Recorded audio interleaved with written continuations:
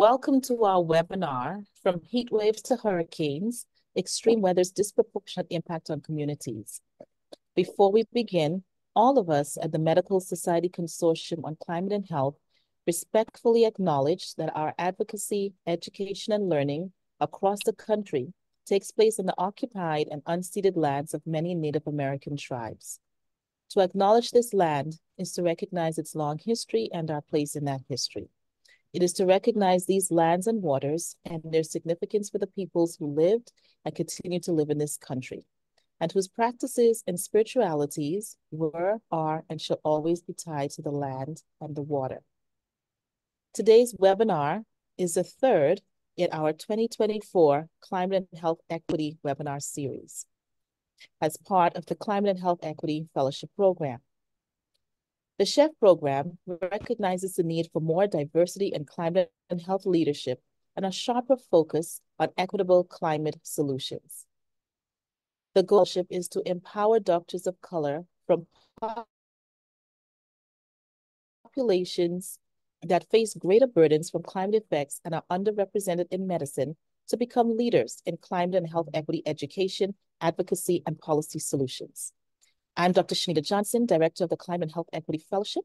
Also joining me from the consortium to run this webinar is Dr. Kimberly Williams and Program Assistant Clarissa Payton. Kimberly and Clarissa will be available through the chat to answer any technical questions during the webinar. Our other team member on the webinar is Dr. Venice Curry, Associate Fellowship Director. This webinar series is hosted by the Medical Society Consortium on Climate and Health, and it is held for 1 hour on the second Friday of each month from 3 to 4 p.m. Eastern Standard Time. Today's webinar will be recorded and made available on our YouTube channel and website for future viewing as part of the Equity Resources page on the consortium's website. This year, we are excited to continue our initiative of offering CME credit for our webinars. Instructions on obtaining credit will be provided at the end of the webinar.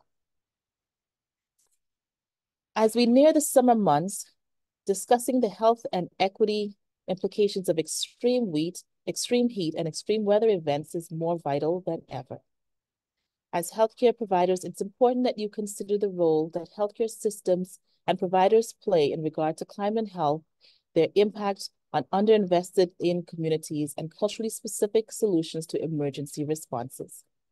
Today, we are honored to have Dr. J. Marshall Shepard, Georgia Athletic Association Distinguished Professor of Geography and Atmospheric Sciences at the University of Georgia. He is a renowned climate scientist and meteorologist who is also a passionate advocate for climate education and has worked extensively to communicate the science of climate change to the public.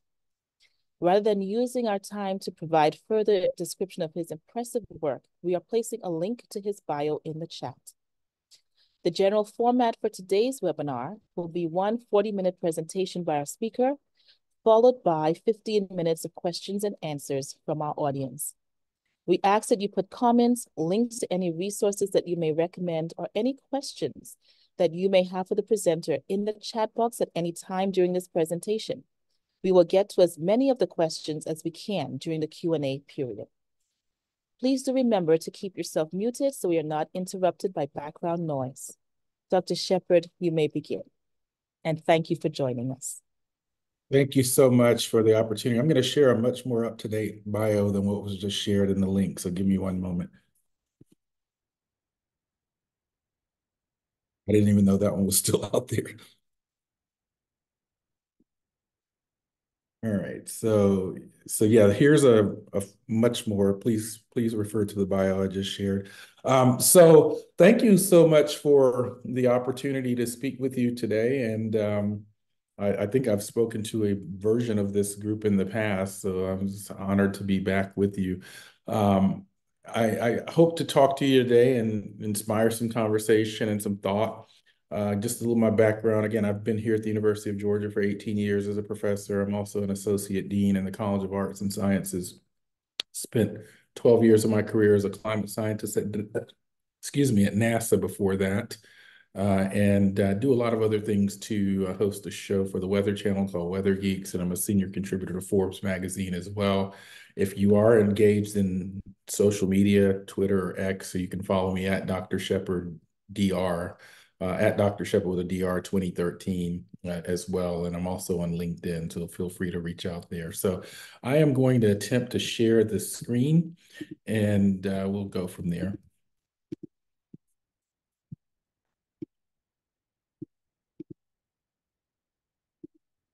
So can you see my screen?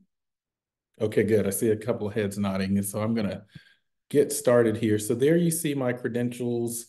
Uh, I am by training and degree a three-time Florida State University alumni. All of my degrees are in physical meteorology.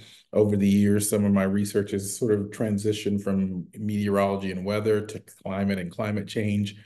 And in recent years, I mean, most of my research in the early part of my career was very much centered on sort of weather and climate, the physical processes. But in recent years, some of it has transitioned to thinking about things like risk, vulnerability, and disproportionate impacts. And that will be the basis of my conversation today, particularly with a focus on health and so forth. So here we go.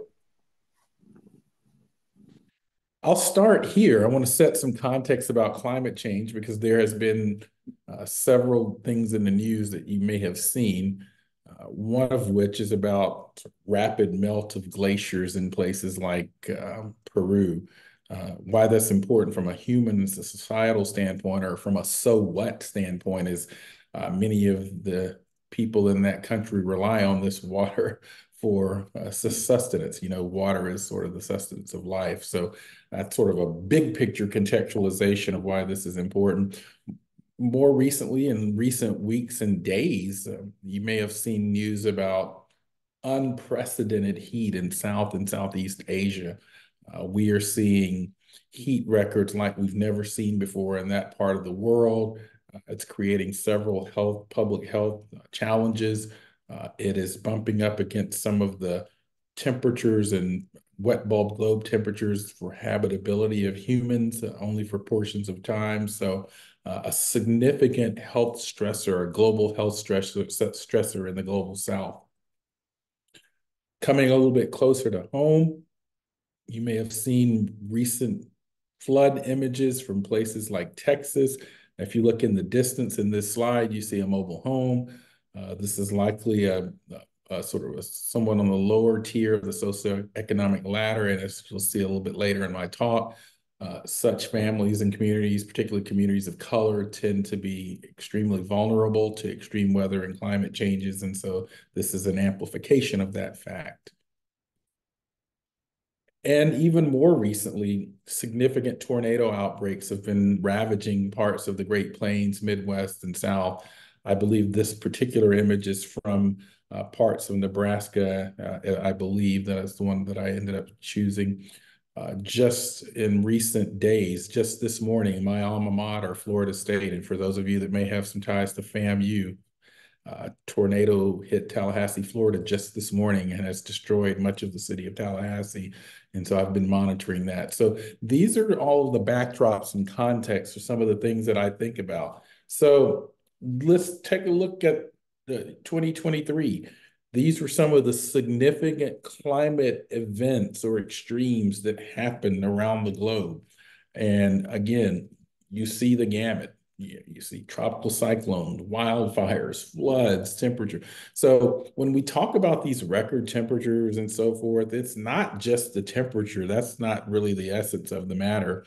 It's what that warming climate is doing to things like storms and flooding and heat waves and tornadic storms and so forth.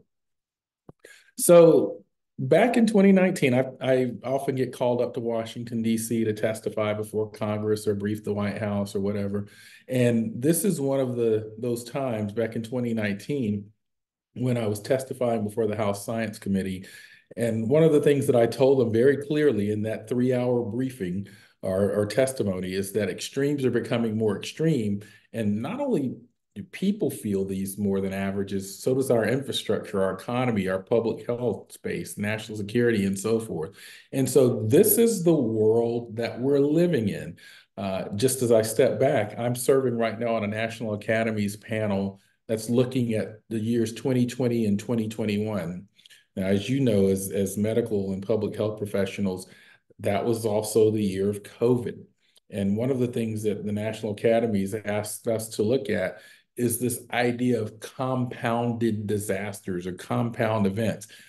If you think back to 2020 and 2021, not only were we dealing with the coronavirus, the COVID-19 pandemic, it was also two of the worst hurricane seasons on record. And so you had these Cat 4, Cat 5 hurricanes just barreling into the Gulf of Mexico communities and shelters infested with COVID. And so that's a compound disaster event. So how do we deal with those going forward? So that's what we mean by the extreme. So a little context. Again, I'm going to probably not spend too much time on this. If I were giving this talk maybe 10 years ago, I'd spend a little bit more time, but I think it's pretty clear to most people who do not have agendas or are blinded by ideology that climate is changing, climate has changed and will continue to change. That's just a contextual slide. Just some evidence of that. This is the mean temperatures for the planet for the year 2023. What you see on the left is anomalies, so different from normal. So think of this as the fever, if you will. And then on the right, this is sort of the overall temperature in terms of sort of more qualitative terms. So what you see is a lot of red, which tells us that most places in 2023 were much warmer than normal. And in many cases, by the deep red, were record warm. And so we know that 2023 was the warmest year on record. And unfortunately, 2024 is trending to perhaps break that record. And so this is just sort of a headline that you see going forward. Just another way to look at that, you can see this is back to 1850 up to the present. There's your global warming, folks. There's your signal for those that were, so can we really see that in the data? Well, absolutely we can. You can clearly see that as we transition from sort of the post-industrial revolution, that warming is kicked in and is continuing to kick in. On the bottom, what you see is that we tend to see some of our warmest years when we have El Nino present. What is El Nino? That's when the Pacific waters in the Eastern Pacific warm more than normal, tends to give the atmosphere a little bit of a boost. So you can see reds are the El Nino years, blue are the La Nina years. So on top of this human-caused climate change that's happening, there are these natural things like El Nino and La Nina that exacerbate or amplify those warming trends. So this is a really powerful figure from the recent National Climate Assessment Report talking about intergenerational inequity. What it basically says is that a person born in 2020 will experience more climate hazards during their lifetime than those of us that were perhaps born in the 70s or the 60s. And so this clearly amplifies this point that I often make, which is that we are living within a new normal climate. So when you talk to your aunt or your grandpa or even your mom or your dad, and they say things like, yeah, I remember Hurricane Camille, or I remember this heat wave, those benchmarks don't apply anymore. The things that were really extreme events for our mother or our grandfather, those aren't representative of the types of extremes that we will be living now and that our kids and grandkids will be living forward. So I often cringe, for example, when I hear someone, particularly say, well, I've lived through hurricane, blah, blah, blah. I'm not going to evacuate from my home here in New Orleans. That's a bad proposition because the hurricanes now are rapidly intensifying and punching more weight than they did 20, 30, 40 years ago.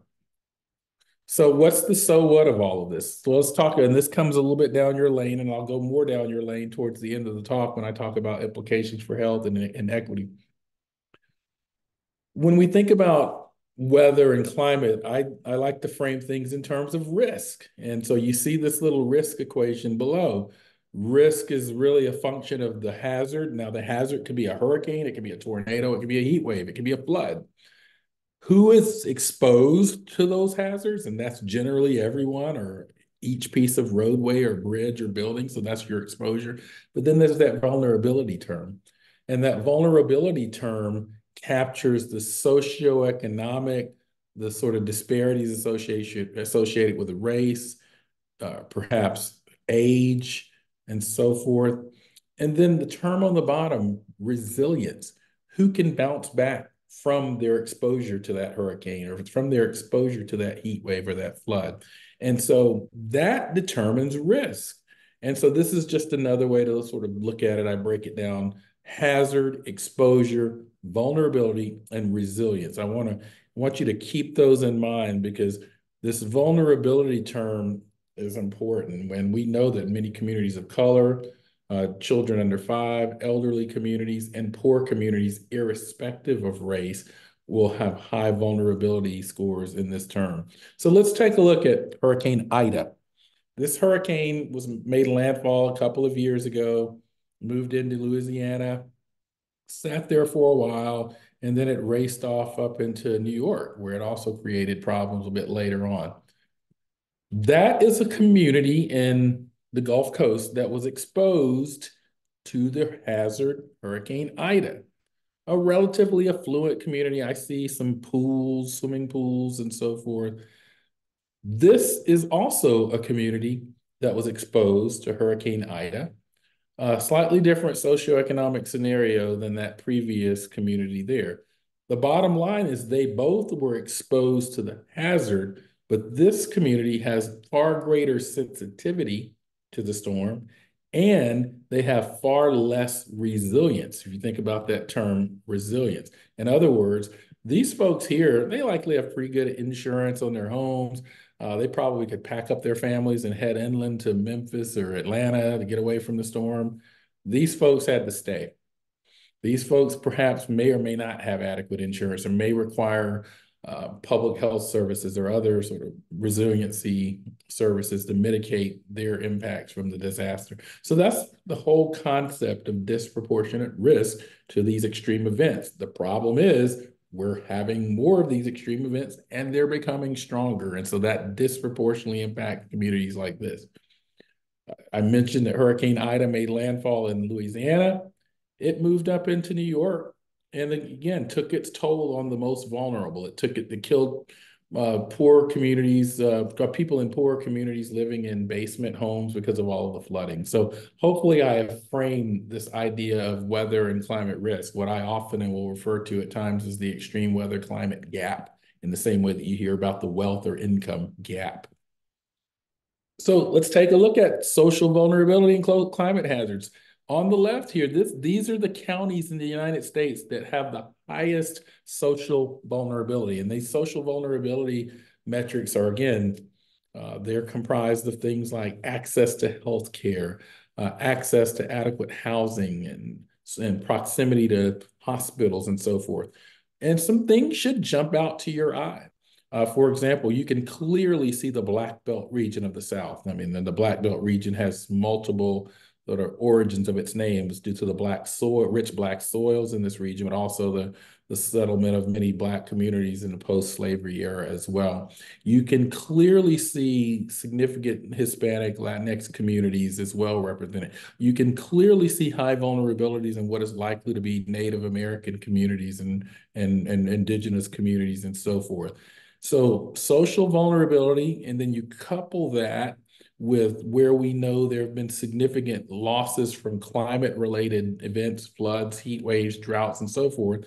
And you begin to sort of get this matrix look at where the greatest vulnerabilities to climate are and these extreme weather changes. It's in the southern tier, and it's in these places where we see high social vulnerability.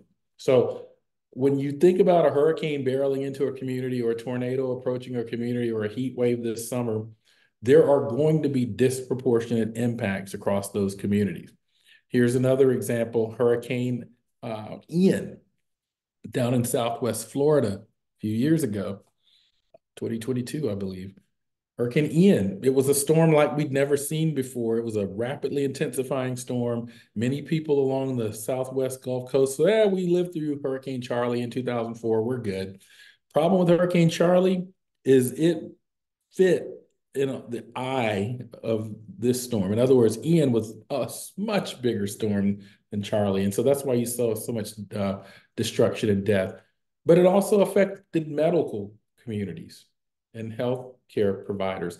This is Florida Hospital in Port Charlotte, Florida, in the days after Hurricane Ian. Unusable. Yet the healthcare need's still there, but you had the infrastructure, medical facilities essentially incapacitated, not unusable because of the storm. There's already data, and we know this because we've seen it many times before. Black neighborhood residents haven't bounced back. This was several days after the storm, and even now, a year or so after the storm, many of these communities still haven't bounced back. And that was the story in Hurricane Harvey, and that was the story in Hurricane Katrina in New Orleans. And it all goes back to that resiliency term that I talked about earlier. I mentioned COVID-19.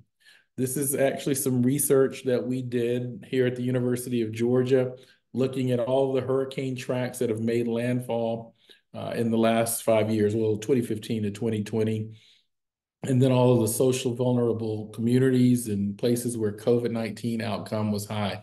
So what I'm trying to convey here, and something for you to think about as medical professionals, is we have entered an era in which compoundedness is of great concern, in the same way that we have this compounded social vulnerability on top of extreme hurricane activity, on top of COVID-19 in these communities. This creates additional stressor, and it forces us to think carefully about how do we respond to these compound disasters. This is a paper that I was involved with. Again, climate-driven Atlantic hurricanes create complex challenges for cancer care. Again, what I'm trying to convey here, and this is really where a lot of my research as a weather climate scientist is intersecting your world, for example, is that we have looked at and published this in the Lancet Oncology, which is one of the top oncology scientific journals, and looking at sort of the complexities of how cancer care is disrupted in many ways as we see increased hurricane activity and intensity. Same with wildfires in the West. This is this look at the response of the chief assistant physician and chief of hospital operations at a hospital in the West that was essentially shut down because of wildfires. This is at the Kaiser Permanente Hospital in Santa Rosa, California. So again, an extreme stressor or hazard disrupting the medical facilities and so forth. So with that context, I want to transition to this discussion, which I've kind of hinted at or signaled already, which is that our extreme weather climate events are becoming more extreme. The question I pose is the DNA of climate change already in today's weather? And the answer to that is yes, because climate is changing. One of the things that I don't like to do is talk about climate change in the future tense. I don't like to talk about it from the standpoint of this is what's going to happen in the year 2050, or this is what's going to happen in 2080. It's happening now. It's only going to continue to ramp up from here, but we are already experiencing the DNA of climate change. To give you an example of that, in 2021, there was a significant heat wave in the Pacific Northwest. And you can see sort of US June temperatures from 1895 up to the present. Look at how this heat wave was just something different. It was so far above everything that we've seen. But you also see that we've had far more heat waves than extreme cold events in the last 10 years. That's classic. I mean, I don't know what, if in the medical world, if you see a diagnosis, it's like, boom, that's what that is. Well, that's a classic signal of climate warming and climate change. The problem is hundreds of people died in this event, and there were significant health outcomes because many of the homes up in this part of the country don't have air conditioning. They aren't equipped for 104-degree heat. 100-degree heat. They never expected to have it, so they didn't build an infrastructure that would support this idea that I need to sort of adapt to the fact it's going to be 104 degrees in the summertime. So studies have shown that this event was 150 times more likely because of global warming. In other words, let me retranslate that. Even prior to quote unquote climate change, they might have had a heat wave, but it would not have been this intense. It was this intense. So it was 150 times more likely that it got to that intensity because of the backdrop climate change that's going on right now. So here is sort of a look at heat and health equity. This is a summary. If you haven't had a chance to look at the National Climate Assessment, the US government assesses by law climate every 4 years, what's going on. And they produce a really thorough report. The most recent one, the fifth National Climate Assessment, was recently published in November. You can find it. It's very easily digestible. There's a chapter on health, pulling some of the graphics from that chapter. And this just shows you, for example, I was just talking about heat waves. Historically, red line communities are often in the hottest neighborhoods and cities. I've done some research in Atlanta that shows that the Atlanta, the urban heat island plus climate change, we have the African American communities are most likely to be living in the hottest part of those communities. They're paying higher energy costs. They're most vulnerable to heat and have less access to health care and so forth. So this is a classic example, and I could have shown you similar things when it comes to floods and hurricanes as well, of the disproportionate health exposure and weather exposure that we're dealing with in communities. Not only is heat a problem, we know it's raining with greater intensity. That's basic physics. Whenever we heat the atmosphere, it can hold more water vapor. Water vapor is essentially, if you will, the fuel supply for rainstorms. And so again, basic physics, something called the Clausius-Clapeyron. I'm illustrating it here, the Clausius-Clapeyron equation. Basically says as we warm the climate, there's more evaporation and there's more water vapor that goes up into the atmosphere that could be converted into heavy rainstorms. That's what we're living. That's why you're seeing more extreme rain events, flooding in places like New York, Atlanta, and so forth. It's not just simply the fact that we have heavier rainstorms. We've got more impervious surfaces, parking lots, and pavement, and we have a stormwater engineered system that assumed that the rainstorms of 1970 would look like the rainstorms of 2024, and they don't. And so they're overwhelming this engineered system that's much out of date. So this is a report that's available. I was one of the authors, published by the National Academies of Sciences, Engineering, and Medicine. Again, we were convened as a group of 10 experts to write a report on what we could say about whether we can link today's weather to climate change. And so this report, it was sort of the definitive sort of answer to that question. Yes, we can. So with that, let's now think a little bit more about the disparities in the health context. Many of you have probably heard of or at least familiar with Dr. Robert Bullard. He was recently designated as one of the Time magazine's most 100 influential Americans. He's essentially considered the founder of the modern environmental justice discussions. And, Bob is famous for saying this, that zip code is still the most potent predictor of an individual's health and well-being. Individuals who physically live on the wrong side of the tracks are subjected to elevated environmental health threats and more than their fair share of preventable diseases. So this is sort of the backdrop for this discussion about environmental injustice or environmental justice. I have tried to expand that notion to think about what I call climate justice or extreme weather and climate justice, or what I often refer to as the extreme weather climate gap. There's a book out there that was published a couple of years ago called The Black Agenda, and it's just a compendium of essays on various issues affecting the African American community. I wrote one of the chapters on climate, and I talked about the extreme weather climate gap. And so these are all of the various ways that climate change will impact health.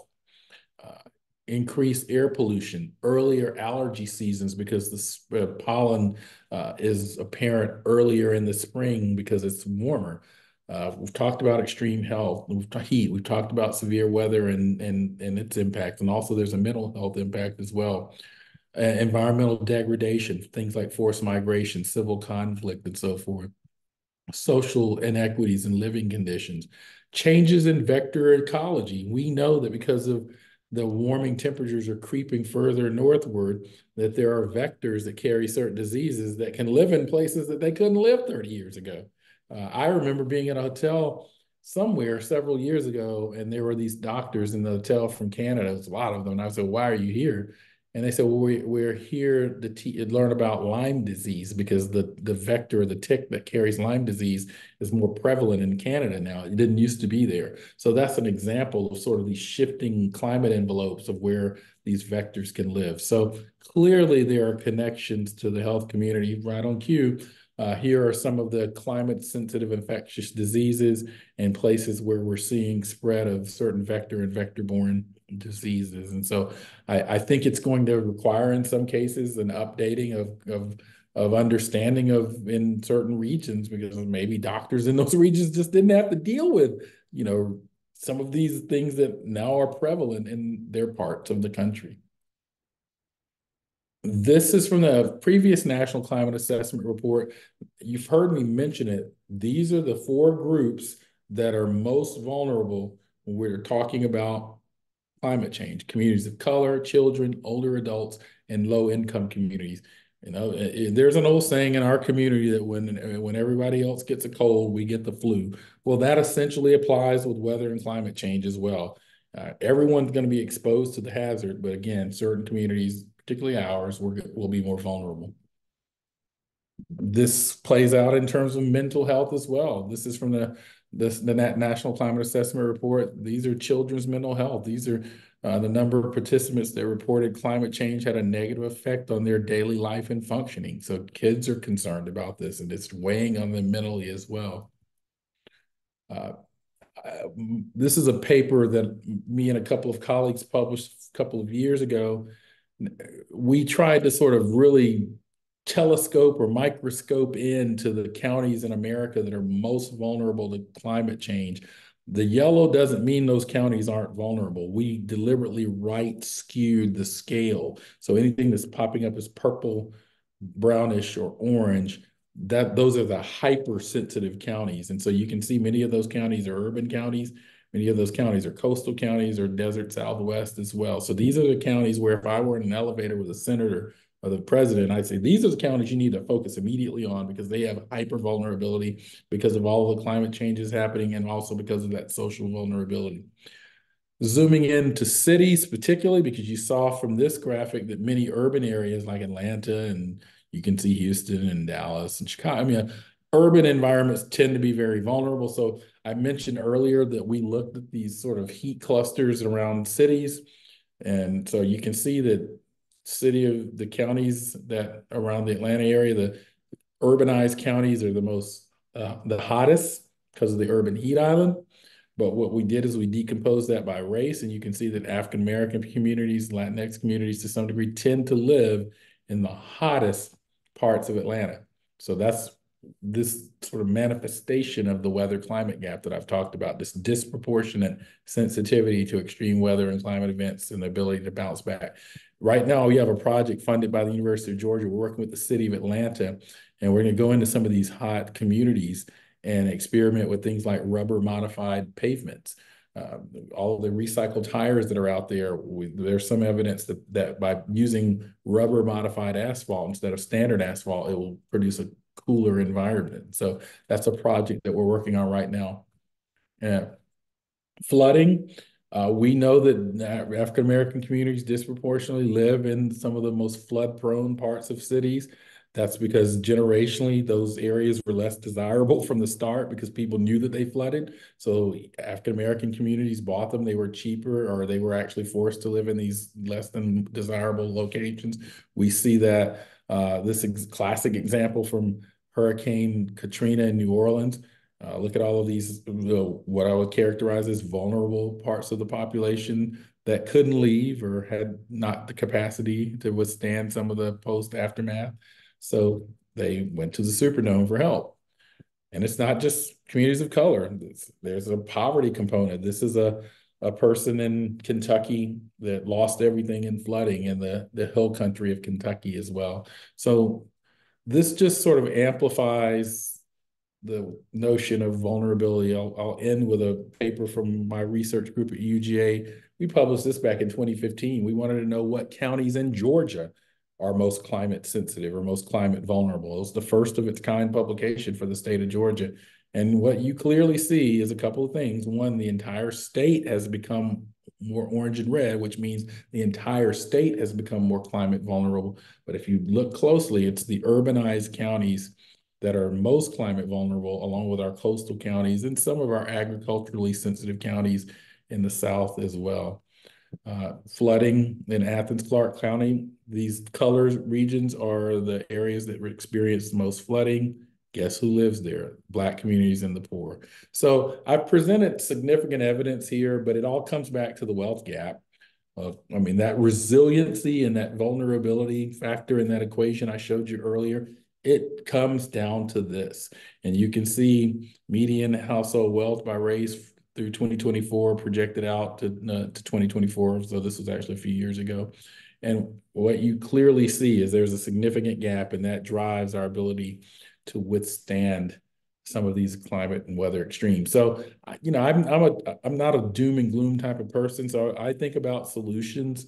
I mentioned we know that cities tend to be hotter, and we know that there are disproportionately vulnerable people living in some of the hottest parts of these cities. So we've been thinking about ways to engineer cities for thermal justice, things like using rubber modified pavement, or things like using sort of completely reimagined ways that we plan or engineer cities. And so this is an effort that we're trying to get funded by a large funding agency. It'll be a $30 million effort to take parts of Atlanta and literally reimagine and re-engineer them so that we can repurpose, redistribute, or even reutilize that excess heat that the city is generating because of the urban heat island. So that's kind of a glimpse at sort of how I'm thinking about things, and certainly would be happy to take a few questions at this point.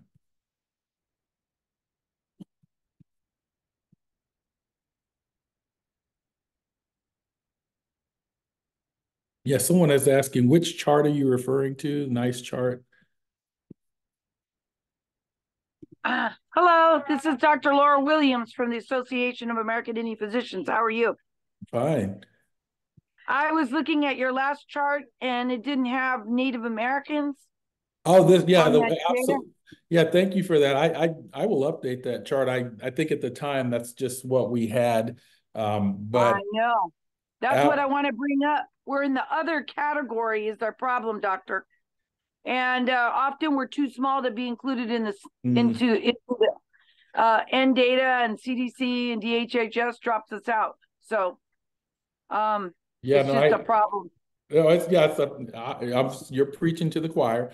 But yeah, we would certainly love to have, and I will double down on an effort to try to include a figure that tries to capture that, because I think it will further make the point that I'm essentially trying to make. And that's certainly why, some of the sort of indigenous communities that were popping out in some of those broader vulnerability maps that I did mention. And we don't have updated equipment, I want to let you know, for monitoring our environments. So that's a problem, temperature, air quality index, et cetera, et cetera. I work with the tribes in Southern California on this during the fires. So I also wanted to let you know that. Yes, no, I'm certainly aware of some of those efforts, and thank you for your engagement there. I think one of the things that we've had a problem with scientists in the past when we're thinking about some of these challenges is that we need more co-production of knowledge, co-production and co-engagement. Might need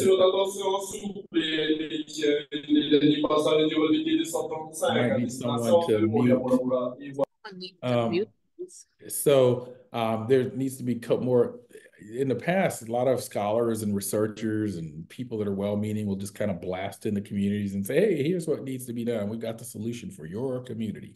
And that's problematic, instead of sort of co-producing and engaging from the start, co-developing solution spaces as well. So I think you're starting to see a transition in the way that thinking. So, but thank you, Laura, for your questions and your comments.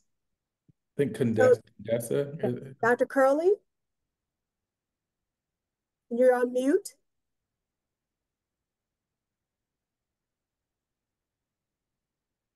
And while Dr. Curley is Yeah, unmuting, let me address Jewel Crawford's okay, question. So yeah, Dr. that's low hanging fruit. We know planting trees and painting pavements white, and those are kind of solutions that have been around for a while. I actually volunteer occasionally for Trees Atlanta, which certainly tries to do that. But those are sort of low hanging fruit, sort of tertiary, secondary approaches. We need sort of more transformational methods to cool on a larger scale. But absolutely, one of the reasons you have an urban heat island is because you have less vegetation, less trees in cities, and so you don't get the evapotranspirational cooling. So yeah, anytime you can strategically plant trees, and there's a way that it has to be done, that studies have shown that. But yeah, you can sort of have spot cooling from planting of trees. But the reason we're thinking about these more transformational ways of re-engineering cities is because we need to do it on a much larger scale than say. Can you all hear me? Yes, I can now. Yes, go ahead, Dr. Curley. Curley. Can you hear us? Yeah, she's going. Now Can't hear her yeah. again. I don't know if she's just somewhere where there's a poor connection. So I'll jump to Donna. This is Dr. Keel, anesthesiology, New York City. Thank you for this very thorough presentation. And my question was sort of around the infrastructure. Thank you for those solutions at the end about the reengineering. But when we think about the current infrastructure, like our bridges and roads, and sidewalks, and in terms of this extreme heat and this extreme warmth, do we see that those structures are going to be tending toward more easily degradation? Whatever timetables would have been set up, thinking when we have to repair, when we have to, maintain, are those being shortened and looked at so that we know, where folks are at risk when we think about cars and traffic and bridge collapse and blah, blah, blah? Yeah, I think that's right. I think that's one of the places that if you take a look at that national climate assessment, I think there's a report on infrastructure because yes, there are known vulnerabilities because the infrastructure wasn't designed for this climate that we now live in, whether it's a bridge or whether it's railways, dams. We see examples of dams under stress because of sort of the extremes as well. So in some cases, engineers are refortifying or sort of re-engineering those infrastructures. But in some cases, as we place new infrastructure in places, one of the things that we argue is that they have to be developed with resiliency in mind. And so in the public circles and policy circles, when I go to meetings in DC, there's a great deal of talk about resiliency now from the standpoint of engineering with nature-based solutions, or hardening or resiliency of our infrastructure as well. So for example, one of the things that you probably will see more of in the future in cities, it's not quite there yet, is what we call permeable pavements. So these are pavements that are parking lots that when it rains, instead of running off, it just seeps into the pavement like it would the soil. And that would help to mitigate things like flooding. Thank you. No, I live in New York City, and I think about how old our subway system is, and it's been overwhelmed recently. And the Ida is a great example of that. By the way, if you want a really interesting watch, I am in an episode of a series called Earthstorm that airs on Netflix.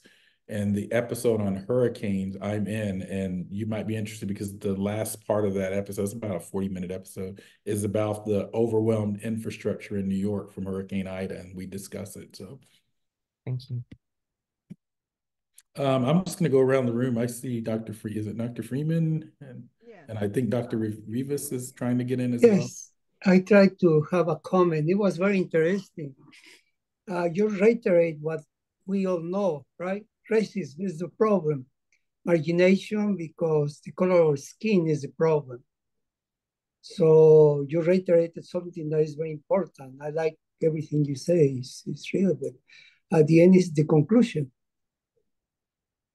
Yeah, so I think the conclusion for me, I think again, I think that most are here that are within sort of earshot of my voice sort of understands the basis of what I'm showing. What I was just trying to convey is that for medical or healthcare professionals, there are going to be sort of amplified sort of cases of desperate outcomes because of the sort of duration of storms and heat waves that we're living within. I don't know enough about the sort of demographics of your community. I know here at the University of Georgia, the state just approved the standing up of the new medical school here at the University of Georgia. So our new medical school will start 2026, and that's because there were analysis that show that Morehouse School of Medicine, Emory, and Augusta University aren't producing enough doctors for the state. And part of that demand is, I think, going to be driven by the fact that we're going to have more environmental stressors driving healthcare outcomes.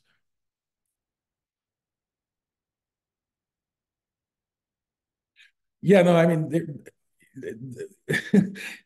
Cheryl posted something. We've been sort of using trees and white roofs to mitigate heat islands for decades. That's nothing new, but what we need to do is to do it on a large scale. But I think Cheryl's point that she's trying to make is because of those sort of approaches, we know that they can work. And so what we need to do now is find a way to scale that up. So the problem, unfortunately, with white roofs and white pavements, unfortunately, they have a deleterious effect, and that's why we haven't seen a large adoption of them. Like white, you might say, well, why don't we just paint all the roads or Best Buy wants white? Problem with them is they also reflect at night, and so because they're white, they have high reflectivity or something called high albedo, and so they tend to cause blinding for headlights. The other problem with white roofs is that because of many times HVAC systems are on roofs, you actually have the opposite problem happening during the cooling season in terms of inefficiency in those HVAC systems because they're losing heat because of the reflectivity. So I don't want to downplay sort of trees and white roofs for cooling. Like I said, I published a paper back in 2007 actually that showed that Atlanta could cool its heat island by using trees and white paved surfaces, but it just doesn't scale. Dr. Freeman? Freeman? LA heat, horrible. Yeah. I see. So Dr. Freeman's been trying to get in, and then Cheryl, and then back. Yeah, and hopefully you can hear me. Can you hear me all right? I can. Okay, super. All righty then. Let me take this. I'm not done talking. It's telling me to lower my hand. I wanted to ask how successful efforts have been to get the municipalities to convert to the rubber concrete alternative. Oh, this is in its infancy. In fact, we're working with the city of Atlanta on a demo project right now. So we are going to be this summer paving several segments of roads in downtown Atlanta, taking data. That's what we do as scientists. And once we demonstrate what we think the outcome of that will be, then we can start to sort of use Atlanta as a test bed for perhaps other cities. So that's something at the beginning of the process. The reason we were interested in doing it, and I'm working with Pirelli Tires and an organization called the Ray. As many of us transition to electric vehicles, I drive one. One of the things you may know if you drive an electric vehicle is that tire wear on an electric vehicle is much more significant because of the weight of the battery. And so you'll wear your tires on an electric vehicle much faster than you would on a gas-powered car. So there's going to be a glut of more rubber as we transition to an electric vehicle economy. And so we said, well, wait if we could start to really utilize rubber-modified roadways. So there's been one pass at sort of the rubber modified roadways in the last probably about 10, 20 years ago, but the toxicity for the water and ecosystem were a problem. I think we've gotten beyond that now, so we're sort of making another end run and demonstrating this usefulness. So keep your fingers crossed that we have a successful demo of that, and it's likely that Atlanta will end up being a prototype for this, and then you'll probably start seeing other cities adopt it too. I've kind of lost track of. I want to talk to someone I haven't talked to before, so yeah. So I'll go to Cheryl Dr. was next. Oh, okay, yeah, I've lost track. Yeah, I'll come back to you. Hi. Yeah, I can help with this. Okay. I was just, my comment, the statement with the article from Kalskine and Sheridan, which Yeah, is Lawrence Kalski, he's a right, you know him, and yeah, yeah, Marco Island. yeah. Yeah. What was good about that article isn't so much the changes, because they are old trees and white roofs, but it's that they linked it to a health outcome Oh yeah, and that linked was it to huge. DR utilization. Exactly. And would that move the needle, do you think, if we have more studies that link to the health outcomes? Because then Yes. it tells us more what we can concentrate on that would take it out of just waiting for 1.5 degrees or less, but really impacting health outcomes. Because also, that also is an equitable solution, Yes. because much of those areas that they tracked in LA were basically low wealth communities that are suffering. So I would love us to do more studies that link it to the health outcomes and really target that population. That's a great point. I mean, oftentimes these things like languish in the scholarly literature, and when we start to link them more to health outcomes and so forth, as we were trying to do a little bit with that paper I mentioned about cancer care and hurricanes, I think then we start to get it into the applied or applicable space. So no, your point is quite taken there for sure. I saw something in the chat I wanted to address. Someone was asking about the drastic temperature, hot to cold within a 24-hour. So what's actually happening, and I actually had a slide, but I took it out. What's actually happening is we've seen a shift in the temperature distributions almost everywhere, in the sense that we're seeing a lot more extreme hot days than cold days. And so that is changing the temperature range, the difference between max temperature and min temperature. Uh, I think we're seeing that in some geographic regions, but the bigger challenge we're seeing is not so much the range in between the hot and cold. It's the fact that many places in the South and Southwest and Southeast, the nighttime temperatures aren't cooling down as much as they used to. So for example, in the heat waves out in Phoenix and Las Vegas last year, the headline was, oh, it's 118 degrees in Las Vegas, or oh, it's 116 degrees in Phoenix. That wasn't the headline for me. The bigger headline for me was that it was 90 degrees at midnight, because it's the talk about health outcomes. The data suggests that where you start to see the most heat related stress and deaths from heat is when the body is not sort of adjusting to the heat at night. And so the body is not sort of responding. And you all know more about that than I do, but there is certainly literature that shows there's a stronger correlation between the nighttime temperatures being too hot. That's why 30,000 people died from the heat wave in Europe in 2003, 2004. Many of those were elderly and poorer communities that did not have air conditioning in that home, and the temperature stayed elevated at night. So when you see these heat waves, or you think about these heat waves in communities where you may work, keep an eye on the nighttime temperatures. Okay, so hopefully 2 more questions, Dr. Glover and Dr. Crawford.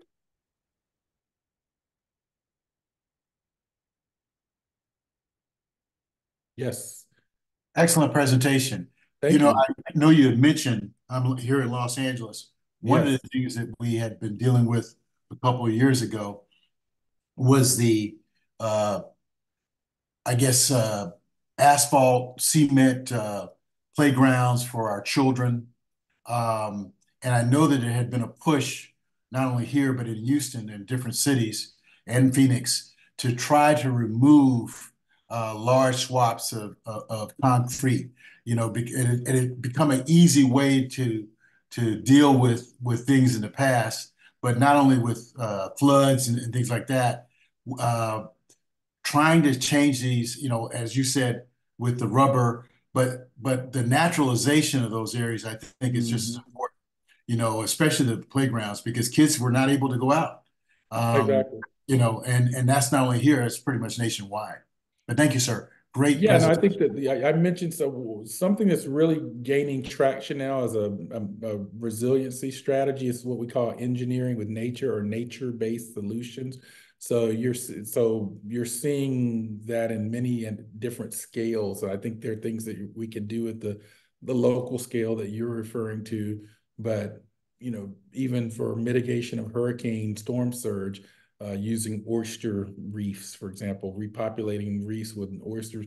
So there is a real interest in sort of, as you say, the naturalization of anthropogenic or human structures to sort of get back to what we're learning is that our indigenous communities and others had it right from the start. I mean, they knew how to utilize nature for mitigative solutions, and so I think that's something that we're getting back to, even in our engineered environment. Dr. Crawford.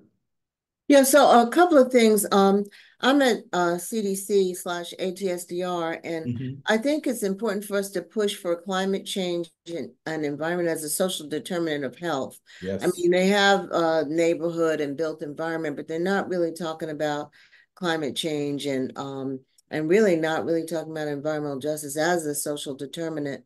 And because it's definitely piggybacking on what Dr. Holder was saying, affecting health outcomes. And the other thing I wanted to ask you about was in terms of using this infrastructure money, this Biden allocation for the what do you call it, the IRA? Forget the acronym, but in terms of using it to change energy production. I mean, we need more solar, more wind. I mean, if we keep doing the same thing, we're going to get to the same result. Yeah. So we really have to look at how we can mitigate all these sources of pollution long term, and it's completely doable. You know, it's just really a matter of political will, and I want to just encourage my colleagues. Of course, I'm preaching to the choir here, but to we really have to advocate for the sustainable living, whether it's agriculture, industry, and all those things. So Yes. I just want to get your response to that and see. Yes, absolutely. I've been involved here in Georgia for several years now with something called Drawdown Georgia. And it was funded by a foundation, the Ray C. Anderson Foundation, to look at what are the top 20 solutions so that we can implement in the state of Georgia to reduce our carbon emission footprint by the year 2030. And so those are called, so this is an opportunity to talk about the 3 solution spaces for climate change. So people often ask, well, what do we need to do? So the one basket is called mitigation. And mitigation is reducing carbon emissions. And that can be done at various scales through transitioning from a fossil fuel to a renewable energy economy. It can be doing things like eating less beef, because beef is a very carbon intensive production.